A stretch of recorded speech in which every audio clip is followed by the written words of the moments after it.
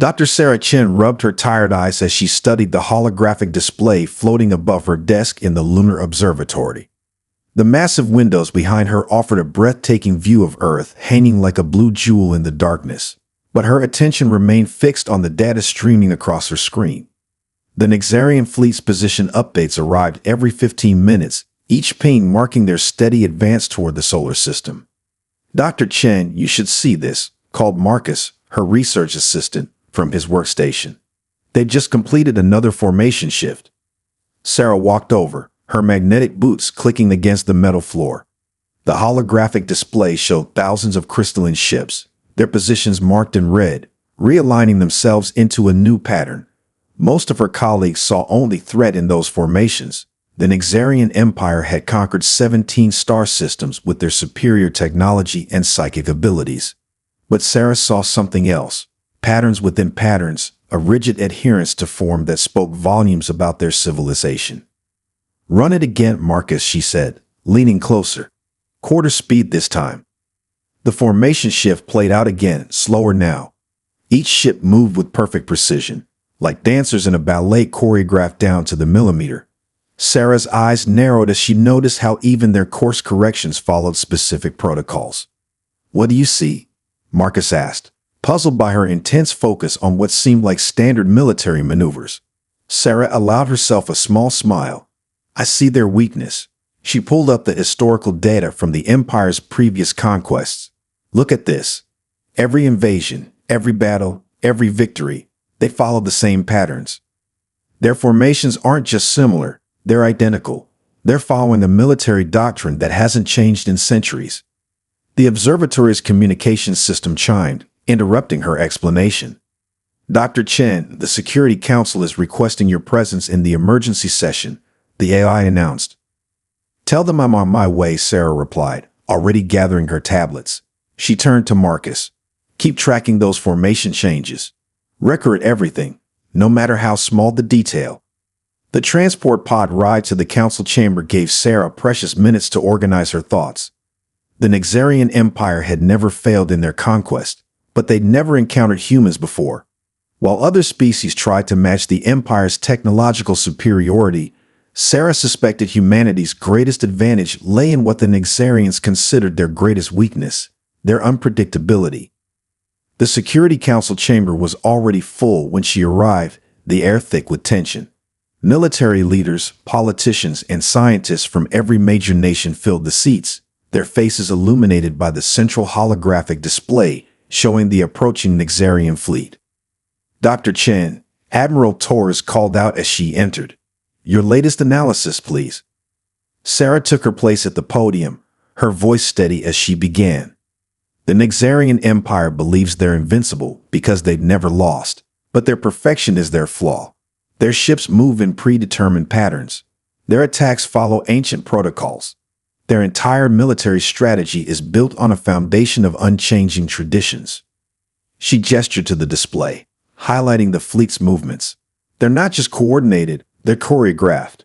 Every victory has reinforced their belief in their doctrine. They can't conceive of doing things differently because they've never needed to." "And how does this help us?" someone asked from the back. "They've still conquered every civilization they've encountered." Sarah's eyes gleamed as she activated her presentation. "Because every one of those civilizations tried to beat the Nexarians at their own game. We won't make that mistake. Where they expect uniformity, we'll give them chaos. Where they look for patterns, we'll show them randomness. Their psychic coordination is useless against opponents who pride themselves on thinking independently." As she outlined her audacious plan, Sarah saw hope beginning to replace fear in the faces around her. The Nexarians were coming, yes, but for the first time in their long history of conquest, they were about to face an enemy they weren't prepared for, humanity in all its brilliant, unpredictable glory. The Nexarian transmission arrived exactly at local noon Greenwich Mean Time, their timing as precise as everything else they did.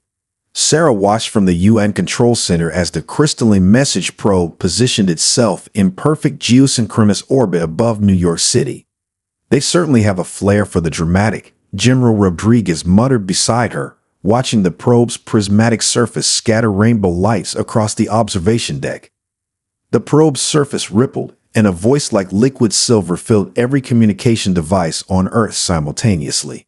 The translation software worked overtime, converting the melodic Nyxarian language into Earth's various tongues. People of Earth, the message began. We are the Nyxarian Empire, guardians of order across the galaxy. Your civilization has been deemed worthy of elevation. Submit to our guidance, and we shall lead you to enlightenment.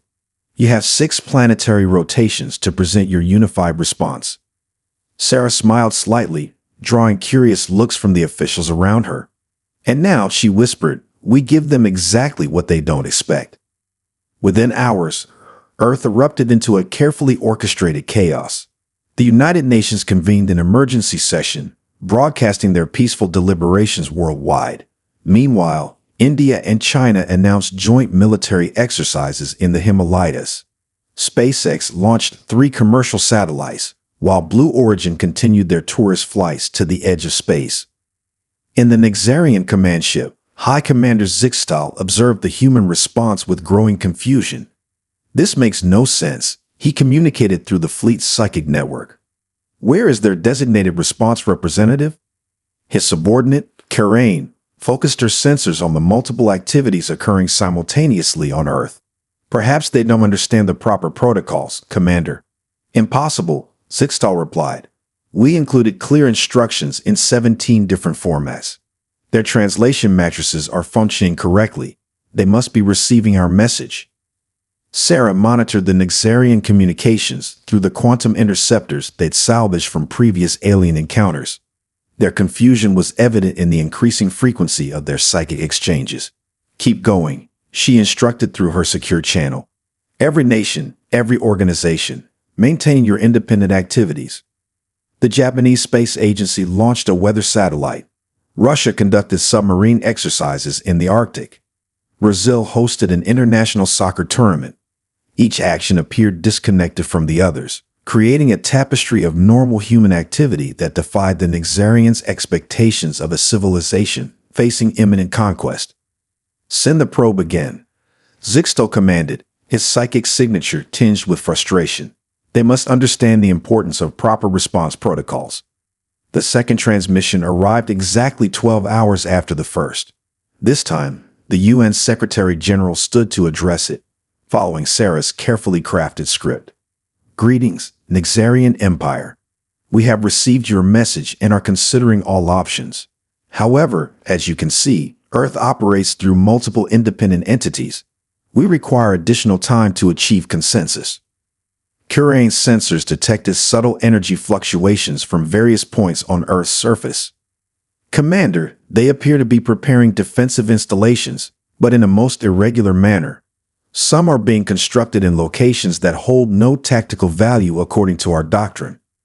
Irrelevant, Zixtal dismissed. Their primitive technology poses no threat. Focus on their communication patterns. There must be an underlying order we're not seeing. But there wasn't. Sarah had designed Earth's response to be perfectly, beautifully chaotic. Every action was legitimate, every response real, but together they formed a pattern of organized disorder that the Nyxarians' rigid tactical minds couldn't process. 3 days, Sarah announced to her team as they monitored the Nyxarian fleet's increasingly agitated communications. Give them 3 days of this, and they'll be so focused on finding a pattern that they'll miss what we're really doing. Behind her, screens displayed the real preparation happening in secret facilities around the world. As the Nyxarians searched for order in Earth's chaos, humanity was preparing to show them just how dangerous unpredictability could be. The construction platforms orbiting Earth looked exactly like what the Nyxarians expected to see. Primitive attempts at planetary defense by a species facing conquest. Welding sparks danced across their surfaces as automated systems assembled standard missile launchers and shield generators. High Commander Zixtal watched with mild amusement as his fleet maintained their perfect geometric formation above the planet. In Lunar Command, Sarah Chen studied the holographic representation of the Nyxarian fleet. Their crystalline ships had arranged themselves into a massive dodecahedron pattern, each vessel positioned with mathematical precision. Beautiful, she murmured, and so predictable. Status report on Project Lighthouse, she called out to her team. Marcus pulled up the relevant data. Construction crews are maintaining visible progress on all decoy platforms. The Nexarians continue to monitor and catalog each installation exactly as predicted. Meanwhile, the real platforms are nearly complete. Sarah nodded, watching as another civilian transport ship made its way toward one of the decoy platforms. To the Nexarians' advanced sensors, it appeared to be carrying standard construction materials. In reality, its cargo hold contained components for the actual defense system, hidden beneath precisely calibrated sensor scattering panels. Dr. Chen, Lieutenant Rivera called from her communication station. We're receiving interesting data from the Nexarian fleet. Their scan patterns are changing. Sarah moved to Rivera's station, studying the new data. They're following their standard pre-invasion protocol. Right on schedule. She opened the secure channel to General Rodriguez. Time to begin Phase 3. Across Earth's orbit, the pace of construction visibly increased. More ships, more platforms, more apparent panic, all carefully orchestrated to reinforce the Nexarians' expectations. Their sensors recorded everything, building a tactical picture that perfectly matched their military doctrine's predictions for a primitive species preparing for hopeless resistance. On the Nexarian command ship, Tactical Officer Karain continued her analysis. The humans appear to be focusing their defensive efforts on predictable choke points, Commander. Their technology remains centuries behind ours. As expected, Zixtal responded through the fleet's psychic network. Their efforts follow the same patterns we've seen in all 17 of our previous conquests. Begin final battle formation calculations. Karain complied, but something about the humans' activities nagged at her consciousness. Their actions aligned too perfectly with the Empire's tactical predictions. Still, raising such concerns without concrete evidence would violate protocol. Back on Earth, Sarah walked through a supposedly abandoned mining facility in the Australian outback. The vast underground chamber housed one of humanity's real defense platforms, a quantum probability manipulator disguised as outdated mining equipment. "How are the calibrations coming?" she asked Dr. Paddle, the lead physicist. Pavel gestured to the seemingly crude machinery. "The Nexarian sensors see exactly what we want them to see, an obsolete mineral processing plant. They'll never suspect we're actually bending quantum probability fields down here." Similar facilities existed in dozens of locations globally, places the Nexarians' tactical doctrine dismissed as strategically irrelevant. An old oil platform in the North Sea concealed a temporal disruption array. A defunct solar farm in the Sahara masked a consciousness diffusion network. Each site appeared worthless according to traditional military doctrine. "Time check," Sarah announced over the secure global network. 36 hours until they initiate their first strike, Marcus reported from Lunar Command. All pieces are in position. Every decoy is transmitting exactly the right signals to maintain their interest in the wrong locations. Sarah allowed herself a moment of pride in humanity's performance. Every nation, every military force, every civilian organization had played their part perfectly. The Nexarians saw a planet scrambling to mount a futile defense, their sensors confirming every preconception their military doctrine taught them to expect. They would never suspect that humanity's real strength lay not in the defenses they could see, but in their ability to think beyond the boundaries of conventional warfare. As Sarah looked up at the crystalline fleet glittering in the evening sky, she knew that the greatest battle in human history would be won not through superior technology, but through the power of innovative thinking. The first strike came at dawn, Greenwich Mean Time, just as Sarah had predicted. The Nexarian fleet's crystalline ships sparkled like stars as they moved into attack formation, their weapons charging with brilliant purple energy.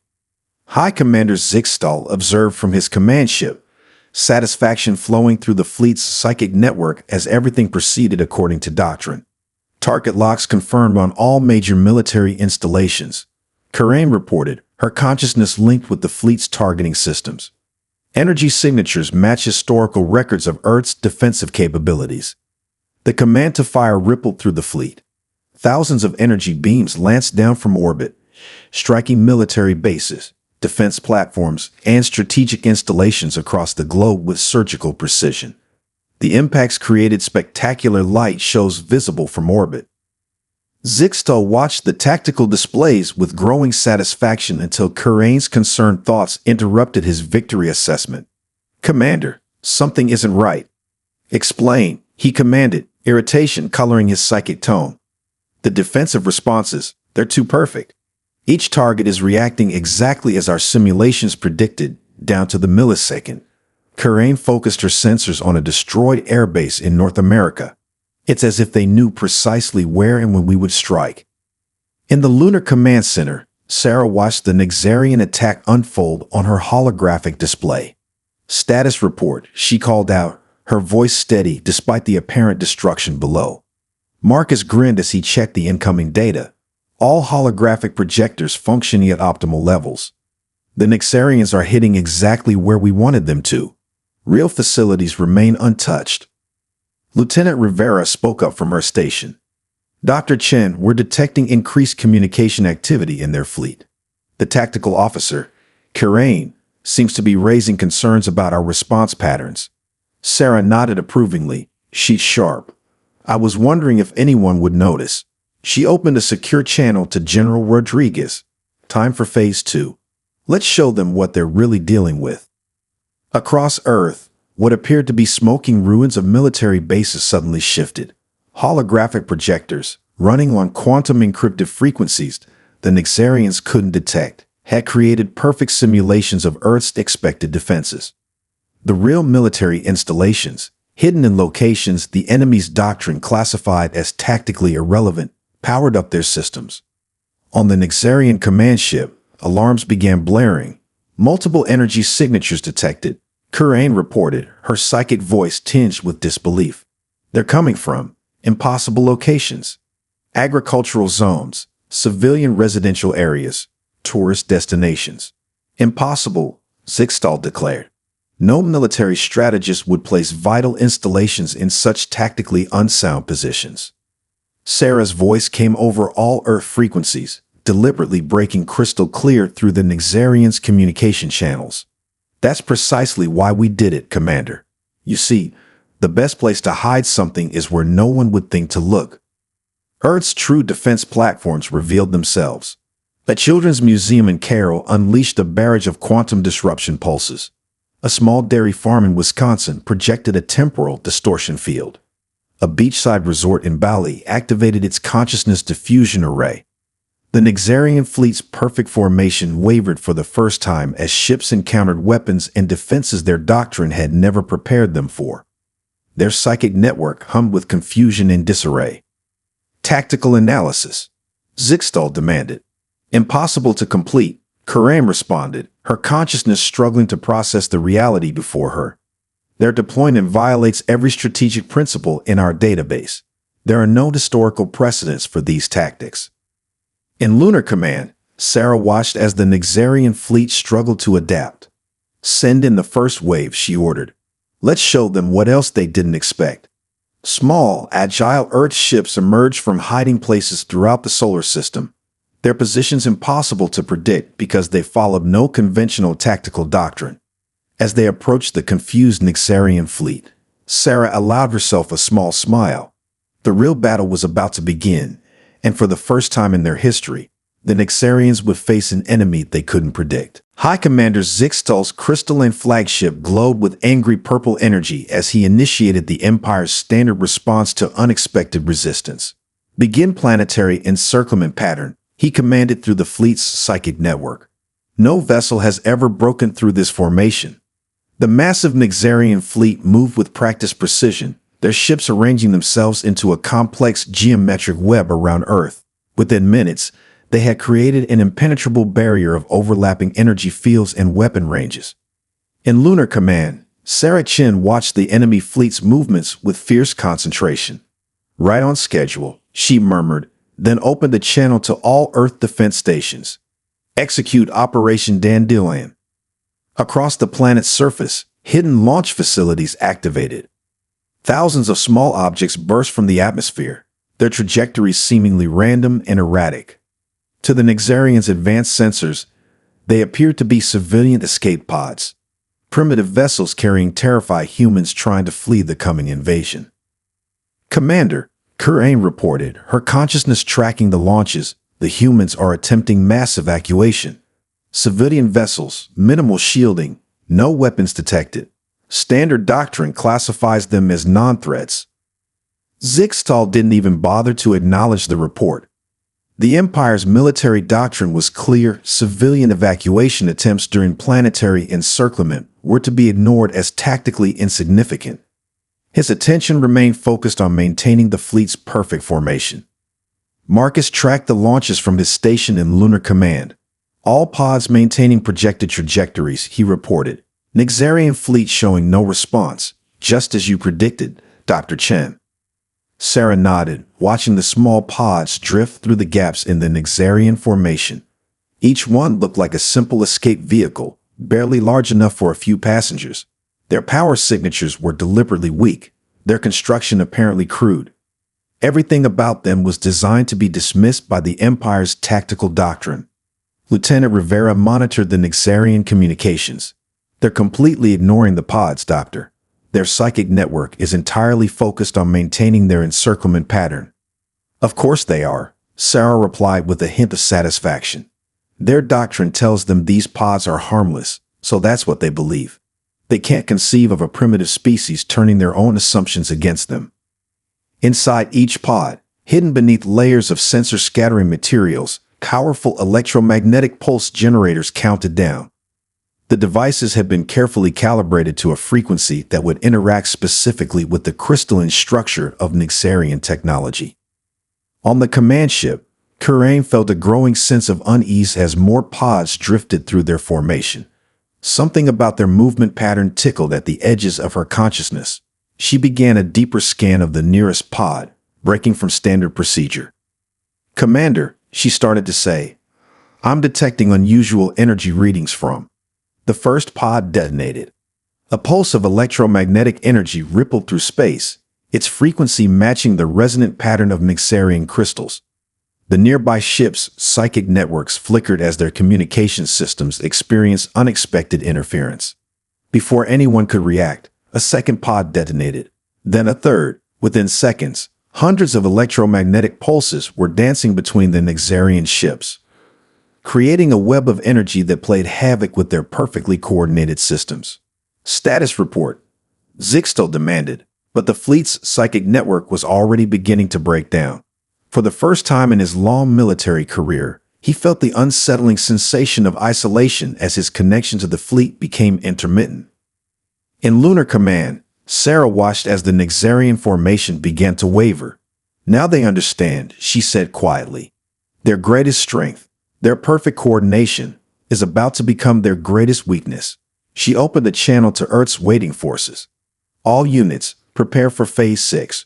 Showed them how humans fight when everyone thinks for themselves. The void between Earth and Luna transformed into a mesmerizing display of electromagnetic energy. Waves of artificial lightning arced between Nixarian vessels, their crystalline hulls amplifying and reflecting the pulses in unexpected ways. The perfect geometric formation of the enemy fleet began to dissolve as ships lost their psychic connections to one another. Primary communication network at 30% capacity, Kurain reported, her voice now coming through backup audio systems rather than the usual psychic link. Secondary networks failing. Ships are losing formation coherence. High Commander Zixtal stood on his command deck, watching his fleet's precision crumble. Without the psychic network, coordinating thousands of vessels became nearly impossible. Their entire tactical doctrine was built around perfect communication and synchronization. In Lunar Command, Sarah Chen observed the unfolding chaos with intense focus. Status of Earth's defense forces, she asked, her eyes never leaving the tactical display. All units maintaining radio silence as ordered, Marcus reported. Manual coordination protocols are active. Each commander is ready to execute their independent attack plans. Sarah nodded, a slight smile playing at the corners of her mouth. The Nixarians had never encountered an enemy that could function effectively without centralized control. They were about to learn what humans did best: adapt and improvise. Launch the primary attack wave, she ordered. Earth's forces emerged from their hidden positions, but not as a single coordinated fleet. Instead, individual task forces began their own unique attack patterns. A squadron from Japan weaved through the electromagnetic storm using ancient maritime tactics adapted for space. Brazilian fighters executed seemingly chaotic maneuvers that confused Nixarian targeting systems. Indian cruise ships turned transport vessels performed complex orbital insertions that their hulls shouldn't have been capable of. On the Nixarian command ship, alarms blared as tactical computers tried to predict the human strategy. "Commander," Karain called out, frustration evident in her voice. "I cannot establish any coherent pattern to their attacks. Each group appears to be operating independently, using different tactical doctrines." "Impossible," Sixtal muttered, watching as his fleet struggled to respond. Without their psychic network, each Nixarian ship captain had to make individual decisions, something they had never trained for. Their attempts to follow standard doctrine only made them more predictable to the human attackers.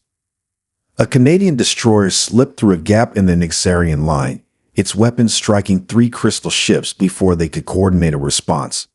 A small Australian interceptor squadron executed a maneuver that would have been suicide if attempted as a unified fleet, but became brilliant when performed by pilots thinking independently. Sarah's voice crackled through the electromagnetic storm, deliberately broadcasting on all frequencies. "You assumed our lack of psychic communication was a weakness, Commander. But humans have spent thousands of years learning to fight effectively as individuals working toward a common goal. We don't need perfect coordination to be deadly." Lieutenant Rivera's console lit up with new data. "Dr. Chen, the electromagnetic field is reaching critical density. The Nixarian fleet's formation is completely disrupted." "Send in the second wave," Sarah commanded. "All units, execute at will. Show them what creative thinking looks like." Earth's defenders pressed their advantage. Each commander adapted their tactics on the fly, responding to opportunities as they appeared. The Nixarian ships, trained to fight as parts of a perfect whole, found themselves outmaneuvered by enemies who excelled at individual combat. From his increasingly isolated command ship, Zixtal watched as humanity turned chaos into strategy. Every attempt to regroup his forces using traditional methods failed because the humans never attacked the same way twice. They had turned unpredictability into an art form. How do we fight an enemy with no pattern? Karain wondered aloud, watching another squadron of Earth ships slip through their deteriorating defenses. Sarah's voice came through once more. "That's the point, Officer Karain. The pattern is that there is no pattern. Sometimes the best strategy is to be strategically unpredictable." Shards of crystalline hull material drifted through space as another Nixarian vessel succumbed to the coordinated yet independent attacks of Earth's defenders. High Commander Zixtal watched from his flagship's observation deck as centuries of tactical doctrine crumbled before his eyes. "Sir," Karain called from her station, her voice tight with tension. "We've lost contact with the entire third quadrant.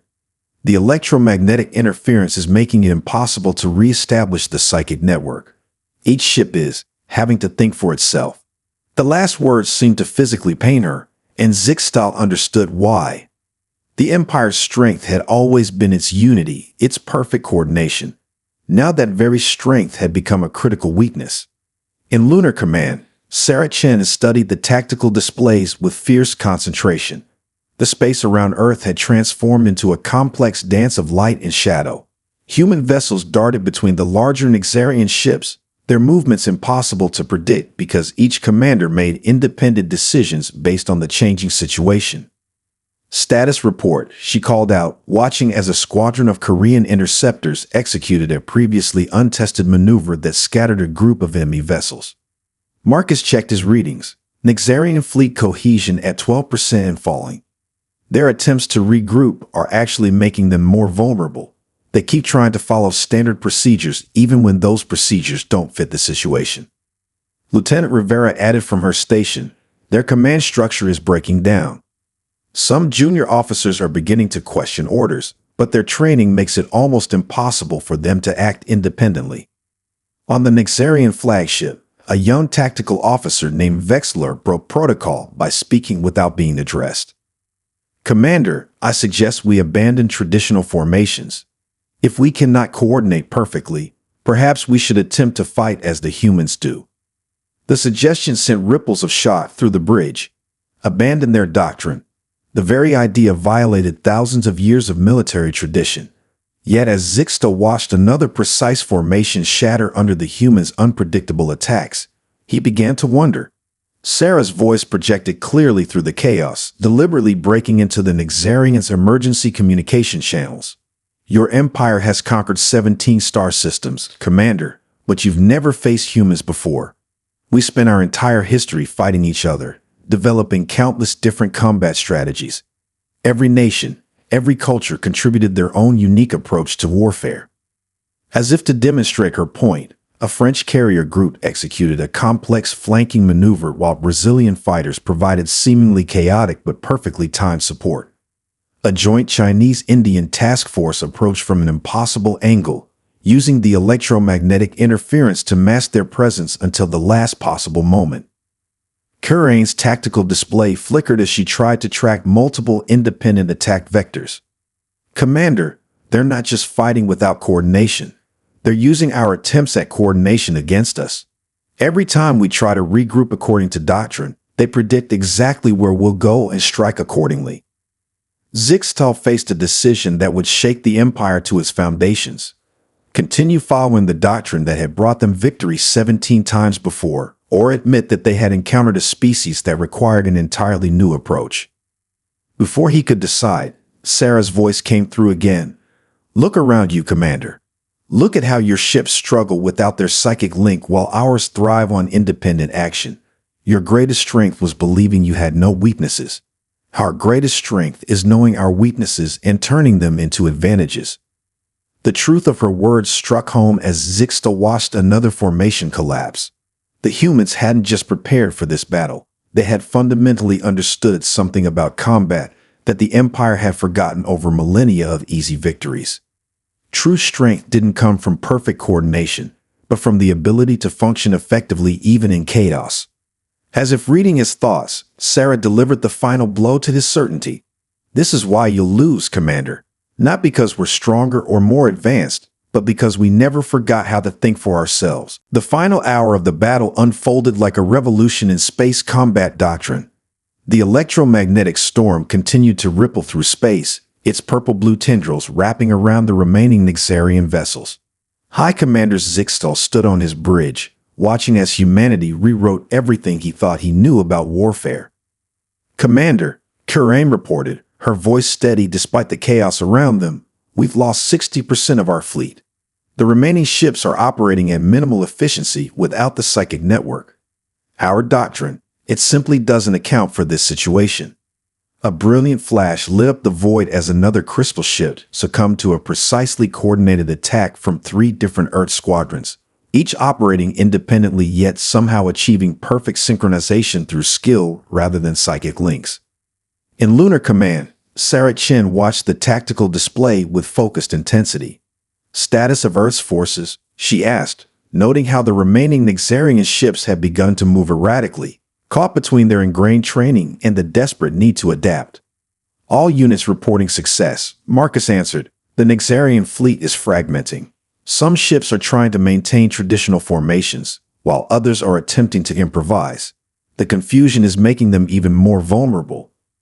Lieutenant Rivera added, Dr. Chen, we're detecting unusual communications from the Nexarian command ship. They appear to be debating their next move. Sarah allowed herself a small smile. The greatest victory isn't destroying your enemy, but making them question everything they thought they knew about themselves. On the Nexarian flagship, Zixtal made the most difficult decision of his long military career.